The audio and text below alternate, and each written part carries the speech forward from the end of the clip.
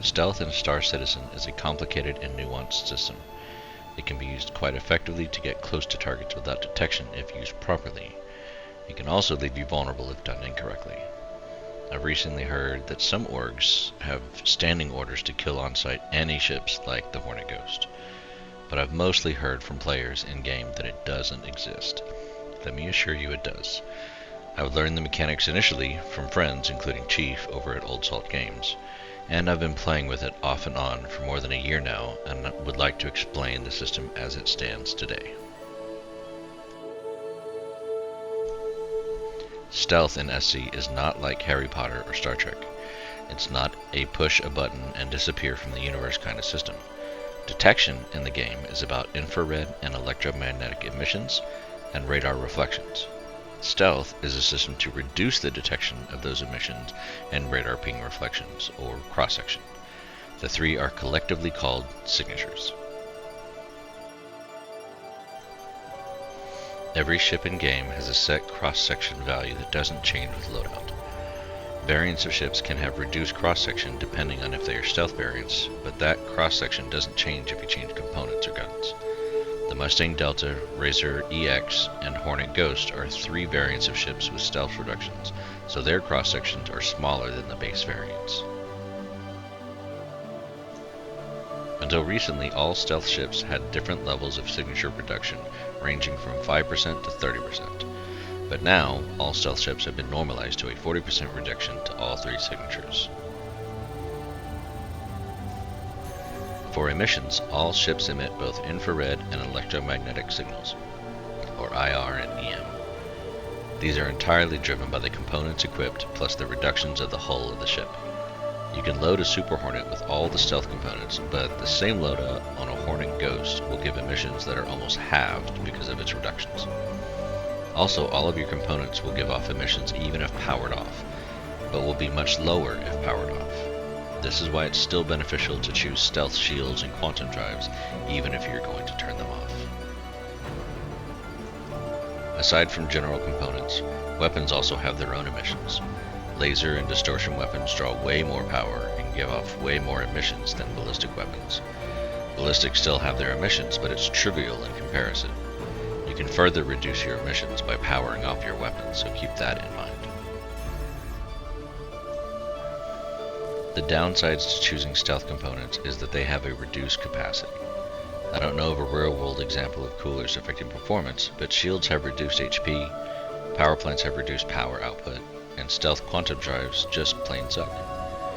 The biggest problem I've run into is outfitting a Hornet Ghost with its single slipstream power plant will not power an all-laser build and shields and quantum drive. This is a problem you don't see on a Saber since it has two power plants. If you are playing around with stealth and suddenly can't fly your ship, turn off your weapons and shields to regain control. Go back to port, open Urkel, and come up with another loadout. For this video, I'll be using the Hornet Ghost. I have equipped all stealth components on it except the Voyage Quantum Drive, because the stealth QT drives suck. I've also equipped it with the F7A nose and ball turret for maximum DPS.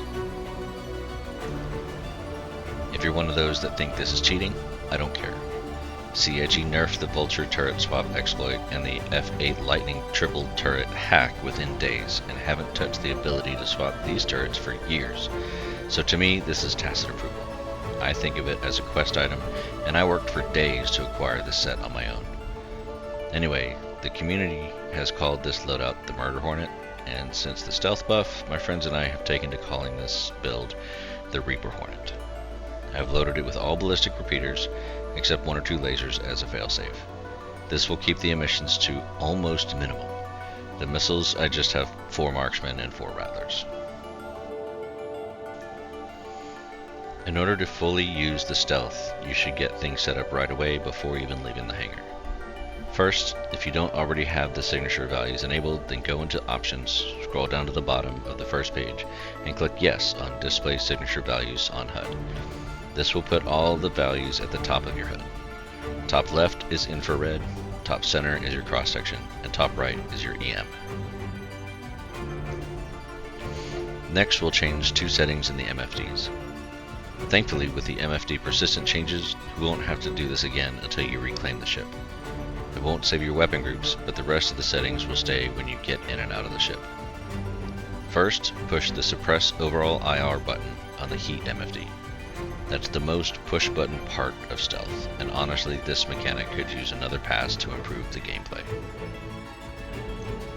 Second, go to the Power MFD. Here in the slide you can see how much power the ship is requesting from the power plant or plants, and another part of the graph shows you how much it's producing. The slider at the top is a limiter to stop the ship from producing any more power beyond that point. Just moving the slider doesn't currently change the emissions beyond the effect of the components getting shut down when the power plant hits the limit. Whatever power you actually draw seems to be the deciding factor on what emissions you get from the power plant. If you are going to set the limiter, then I suggest you turn on all systems, including the quantum drive, and set the limiter to just above, maybe one tick above, to make sure that you don't get into the loss of control situation that results when you start hitting that limiter. I also highly suggest you have the keybinds set up to set full power to each system on the capacitor, and if you're flying sticks, then have at least one keybind for turning the shields on and off. As you are finishing your last jump to the target, you are going to turn off the shields and QT drive. The emissions take time to dissipate. The IR drops to baseline pretty quickly, probably about 20 seconds or so, but the EM takes quite a bit longer. They drop pretty fast at first, but don't settle fully for about 2 minutes or so. Currently it's not a big deal because most of your targets will have quite a bit of travel time to allow the emissions to decay, but even if you are jumping right on top of them, you can often go undetected long enough to get some distance between you and your quarry while the emissions decay. If your bounty is engaged in other activities, you can just loiter around and wait outside of range. It's a good time to mark all potential targets and be prepared for the resistance you'll face. But you're not here to kill everyone. You're here to go one target, be seen as little as possible, and get out taking as little damage as possible. Eventually you'll need to make your attack. As you make your attack approach, I suggest you make sure the boost meter is full and any weapon capacitor is full of rounds. Then put full power to shields and get ready to turn shields on. Most people take a few seconds to clock that you are on top of them and a threat, so you can wait until after you start attacking to turn shields on. But if you're new to this or think that your target might be more competent, then I suggest you turn your shields on 1 second before opening fire.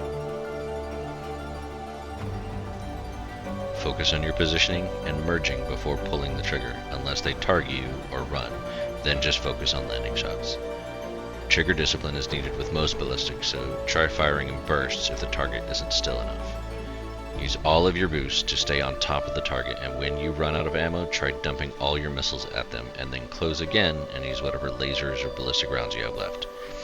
If your target isn't bugging out, you do have the option of just running out of detection range and going back into stealth mode and skirt around your targets.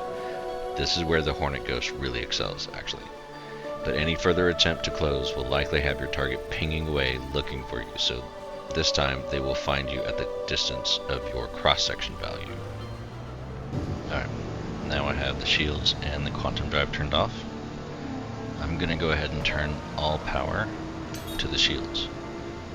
This is so that whenever I get close, right before I attack, I'm going to turn my shields on, full blast.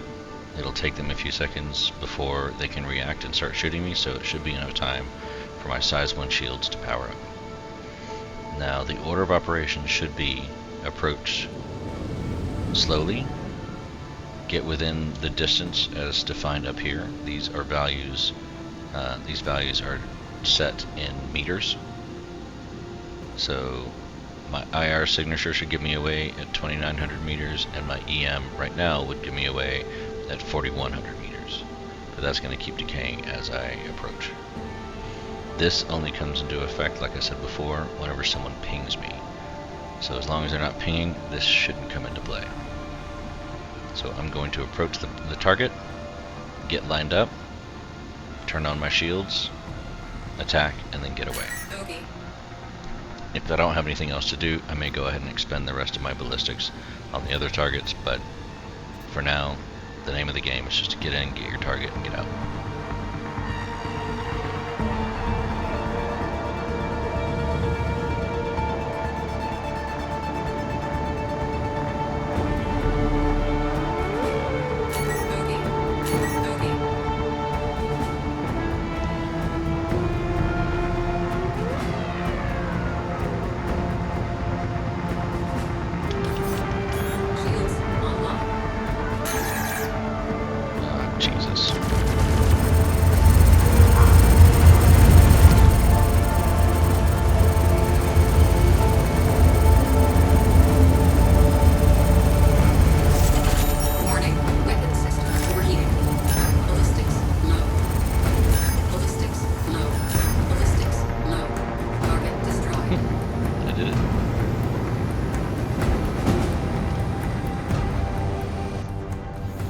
classified another player bounty, where I was able to bring most of those tips to bear. Still got a lot of work to do, but as you can see, it's very doable.